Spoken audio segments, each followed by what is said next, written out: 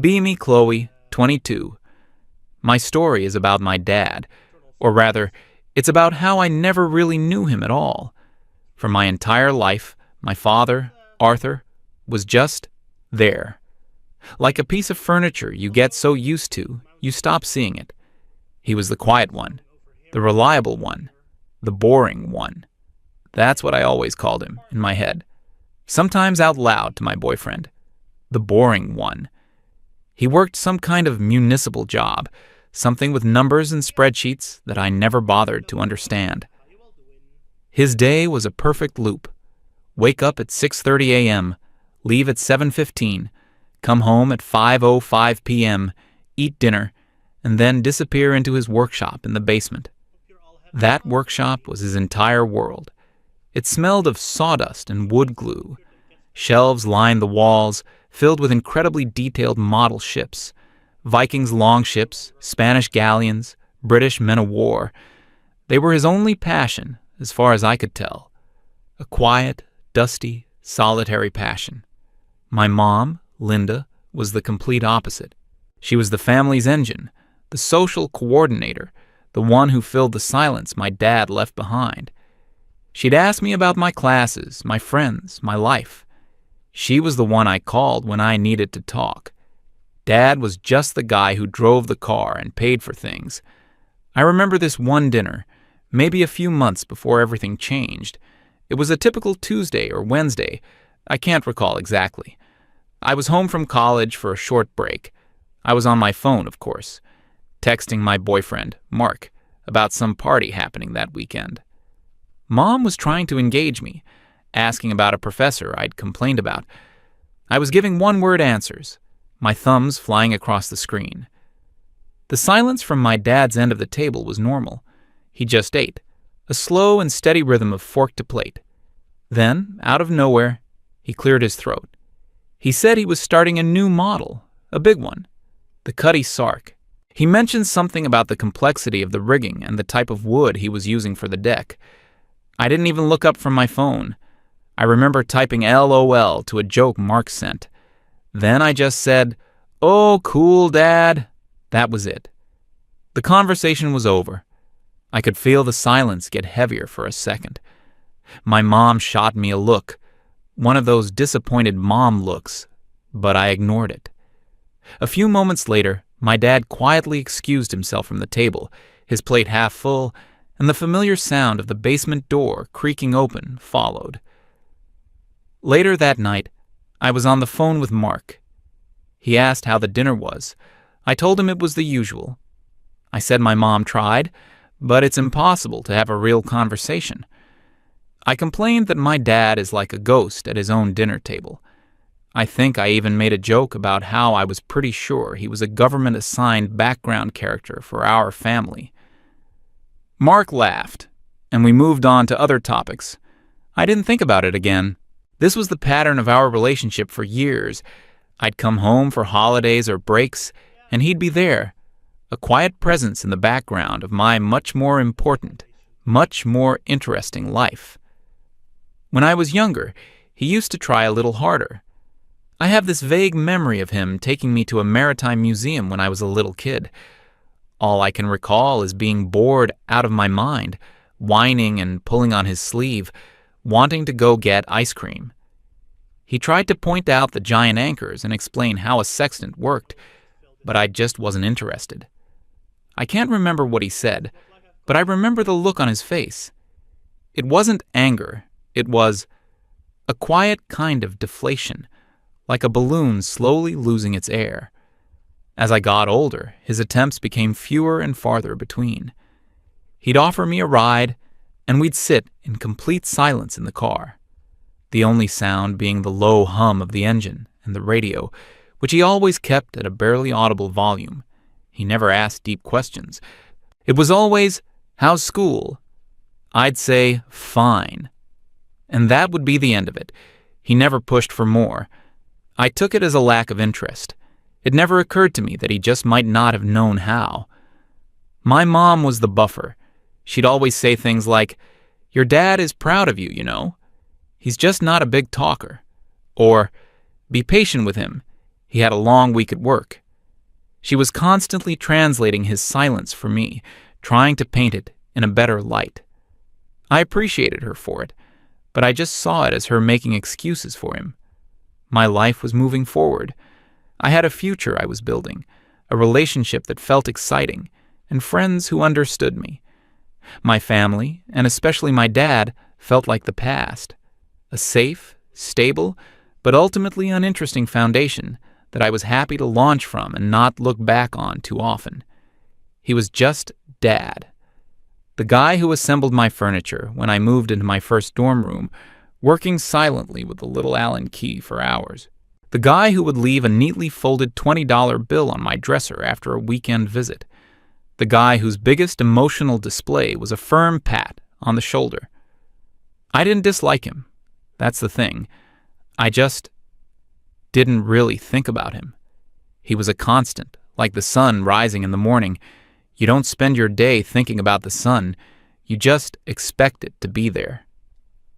The phone call came on a Thursday afternoon. I was in the library, trying to cram for a midterm.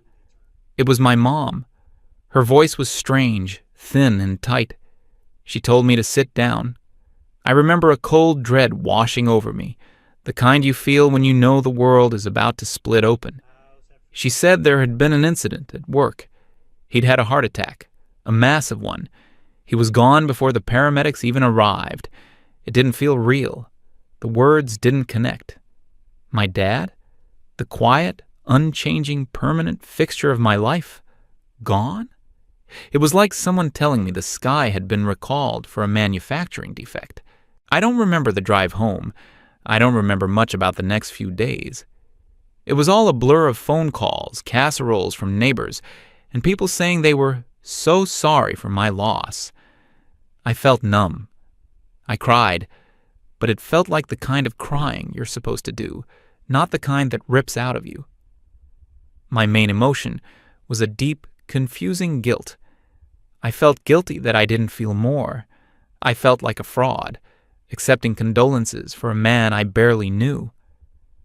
The funeral was a sea of faces I vaguely recognized from my dad's work and our neighborhood. People came up to me and told me what a good, quiet, dependable man he was.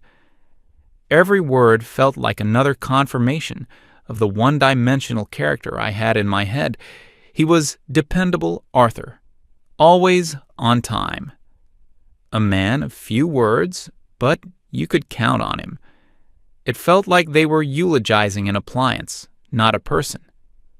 A week or so after the funeral, the real work began, sorting through a lifetime of possessions. Mom was a wreck. She could barely walk into their bedroom without breaking down, so the task of clearing out his workshop fell to me. I put on some music, grabbed a box of trash bags, and went down into the basement. The smell of sawdust and glue hit me, and for the first time, it didn't just smell like a dusty hobby room. It smelled like him. The air was thick with the scent of his quiet hours. I started with the easy stuff. Old magazines about woodworking, empty bottles of varnish, scraps of wood. His tools were all neatly arranged on a pegboard, each with its own outline drawn in black marker. Everything was meticulously organized. It was so him. The shelves were lined with his finished ships, the Golden Hind, the Santa Maria, the USS Constitution. They were perfect. Tiny cannons, intricate rigging, hand-painted sails. I'd seen them a million times before, but I'd never really looked at them. I'd never considered the thousands of hours, the incredible patience it must have taken to create each one. To me, they were just Dad's dust collectors. I worked for hours, methodically clearing shelves and sorting things into keep, donate, and trash piles. It was sad, but it was a task. It was mechanical. It kept me from having to think too much. I got to his workbench last. It was a solid block of wood, stained and scarred with nicks and cuts from decades of use. On it sat his final, unfinished project, the Cuddy Sark. The hull was mostly complete, its smooth, curved lines waiting for masts and sails. Next to it lay the blueprints, a magnifying lamp, and a set of tiny, delicate-looking tools. I started clearing off the desk, packing the tools away. Under a pile of old schematics and instruction manuals, my hand brushed against something hard. It was a small wooden box, the kind for holding index cards. It wasn't locked. Inside, there wasn't much. Some old receipts, a few spare parts for his models, and a single, thick, black-covered notebook. It looked like a standard journal, the kind you buy at any office supply store. It felt heavy in my hands. I had no idea my dad kept a journal. He was the least introspective person I knew. He never talked about his feelings. The idea that he might have written them down seemed almost absurd. Curiosity got the better of me. I sat down in his old, creaky wooden chair, the one that still had the faint imprint of his body. The basement was cold and silent. I opened the notebook to the first page. The handwriting was neat, precise, just like his tool outlines on the pegboard. And the first entry was dated over 22 years ago, on the day I was born. My heart started pounding. I began to read. I read the first entry. He wrote about holding me for the first time in the hospital. I always imagined that moment, if I ever did, as a typical proud father scene. But that wasn't what he wrote. He wrote that he was terrified. He said my mom was a natural, that she knew exactly how to hold me and soothe me. But when the nurse handed me to him, he felt like he was holding a piece of fragile glass that he was sure to break.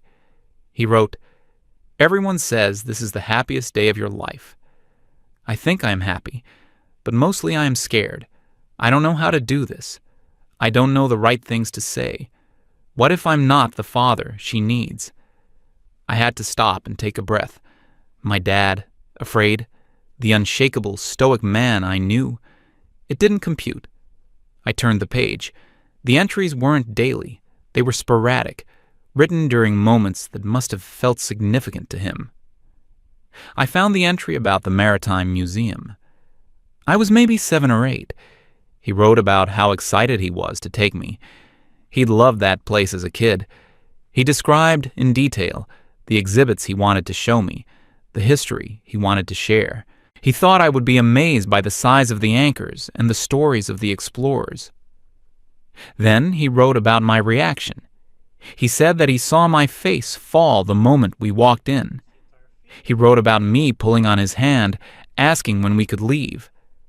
The part that made my stomach twist was his conclusion. He didn't write that I was being an impatient kid. He wrote, "I failed to make it interesting for her. I saw the boredom in her eyes.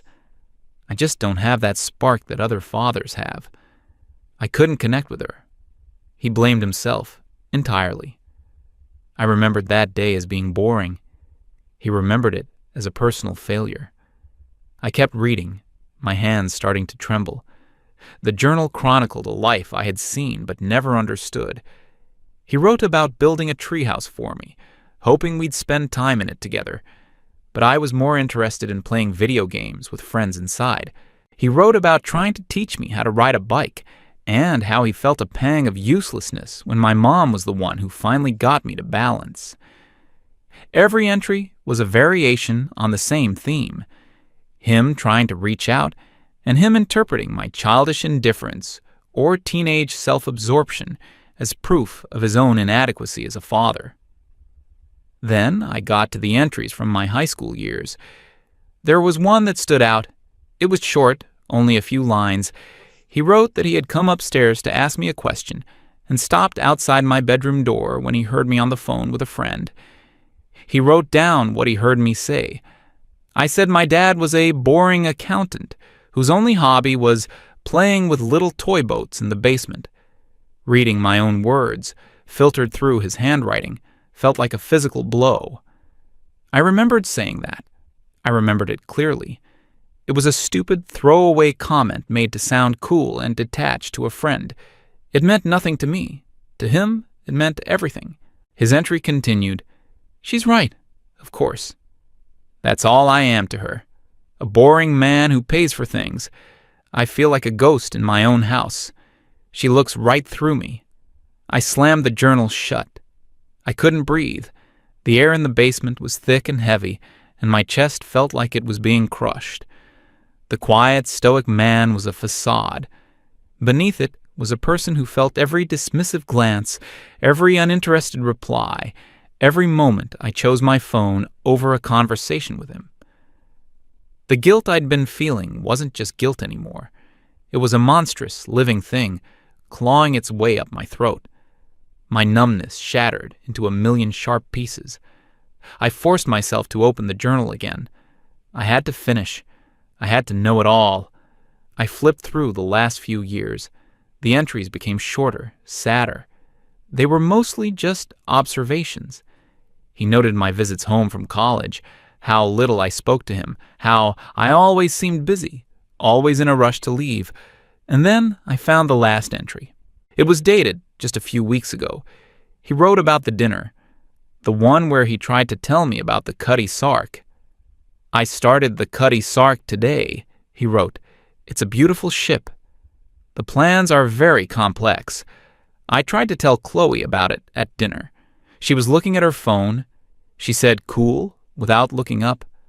I don't think she even heard what I said." Linda gave me a sad smile from across the table. "I think she knows. I think she knows I've become part of the background. It's a strange feeling, to be completely invisible to your own child. Sometimes I wonder if I vanished, how long it would take for her to notice." That was the end. The rest of the pages were blank. I dropped the journal. A deep guttural sob ripped out of me, a sound I didn't know I was capable of making. It echoed in the silence of the basement, his silent sanctuary. I cried for him. I cried for the lonely man who spent decades thinking he was a failure because his daughter was too wrapped up in herself to see him. I cried for the little boy who loved ships and just wanted to share that love with his little girl. But mostly, I cried for me, for my stupid, blind, selfish arrogance, for the thousands of missed opportunities, for every silent car ride that I could have filled with questions, for every dinner I could have put my phone away, for every time he tried to show me a piece of his world, and I turned my back. He wasn't the quiet one. I was the one who wasn't listening. As I sat there on the cold concrete floor, my tears dripping onto the dusty floorboards, something fell out from between the back pages of the journal. It was a small old photograph, its corners soft with age. In the photo, a little boy with my dad's eyes was standing proudly next to a much younger man. My grandfather, I realized. They were on a dock, and behind them loomed the massive steel hull of a real cargo ship. The boy was holding a small, clumsily made model boat, and my grandfather had his hand on his shoulder, a rare smile on his face. It all clicked into place. The ships weren't just a hobby. They were his connection to his own father, the one thing they had shared. He wasn't just building models. He was trying to build a bridge. He was trying to pass on the one legacy of paternal connection he'd ever known, and I'd walked all over it with muddy shoes, completely oblivious. The grief was suffocating. It was a physical weight, pinning me to the floor of his workshop, surrounded by the evidence of a life I had completely failed to witness. I don't know how long I sat there, an hour, maybe more. The light coming through the small basement window began to fade. Slowly, I got to my feet. My whole body ached. I looked at the workbench, at the unfinished Cutty Sark. Its bare wooden ribs looked like a skeleton, a silent testament to a story cut short.